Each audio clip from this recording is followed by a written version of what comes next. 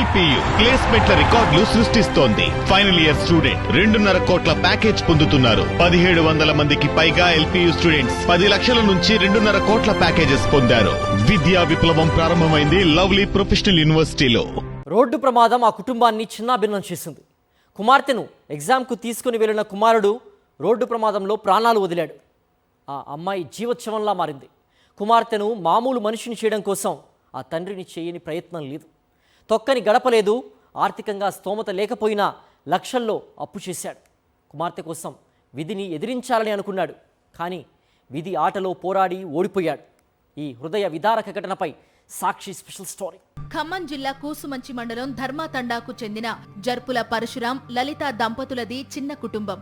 కుమారుడు సందీప్, కుమార్తె సింధుని ఉన్నంతలో బాగానే చదివించారు. ఇంటర్ అయిన సింధుని ఉన్నత చదువులు చదివించడం కోసం ఎంసెట్ ఎగ్జామ్ కి ప్రిపేర్ చేయించారు. చెల్లిని దగ్గరుండి ఎంసెట్ ఎగ్జామ్ సెంటర్ కు తీసుకుని వెళ్లాడు సందీప్. తిరుగు ప్రయాణంలో ఉన్న వీరి బైక్ ని జీళ్ల చెరువు సమీపంలో లారీ వెనక నుంచి ఢీకొట్టింది. ఈ ప్రమాదంలో సందీప్ అక్కడికక్కడే ప్రాణాలు కోల్పోయాడు. కొన ఊపిరితో కొట్టుమిట్టాడుతున్న సింధును కాపాడుకోవడం కోసం తండ్రి ఎన్నో కష్టాలు పడ్డారు.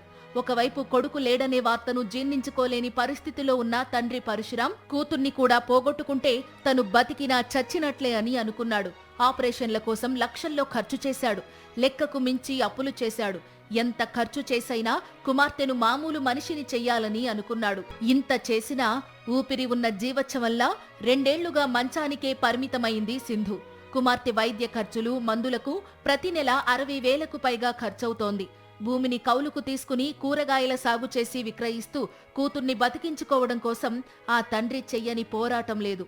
చేతిలో చిల్లి గవ్వలేక, అప్పు పుట్టక కూతురికి ఇక వైద్యం చేయించలేనన్న మనస్తాపంతో బావిలోకి దూకి ఆత్మహత్య చేసుకున్నాడు. చెప్పని బాధ ఉంది. నీకు చెప్తే నువ్వు ఎటో అయిపోతావు బీవీడవునా, నీకు ఏమీ చెప్పట్లేదు. నేను లాస్ట్ చివరికి ఇగో నేను బావి కాడ వచ్చేసిన అంటే, అయ్యా నీకు దండం పెడతా, ఏ పని చేయబాగు, అయ్యా నీకు దండం పెడతా, వద్దు పిల్లకెళ్ళి చూడు, పాపకెళ్ళి చూడు, నాకెళ్ళి చూడు, బతిలాడినా సార్. పిల్లకి 10 రోజుల నుంచి టాబ్లెట్ లేదు సార్, ఎట్లా ఉండాలని లాస్ట్ అన్నప్పుడు సార్ అట్లా అనుకుంటా పోయి ఆ బాధలో మాట్లాడకుండానే బావిలో దూకేస్తాడు ఆయన.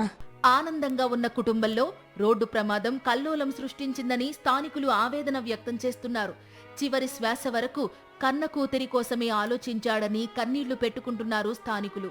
బాబు సందీప్, పాప సింధు గత 2023 మే 11న ఎంసెట్ ఎగ్జామ్ రాసుకుంటూ వస్తుండగా లారీ యాక్సిడెంట్లో బాబు అక్కడికక్కడే దురదృష్టవంతు ప్రమాదశాతంగా ప్రాణం విడిచారు. పాప ఏమో యాక్సిడెంట్ అయ్యి కోమాలోకి వెళ్ళిపోయారండి. సికింద్రాబాద్ యశోద హాస్పిటల్లో జాయిన్ చేస్తే కోమాలోకి వెళ్ళిపోయారు. 60 లక్షల దాకా అయినాయండి.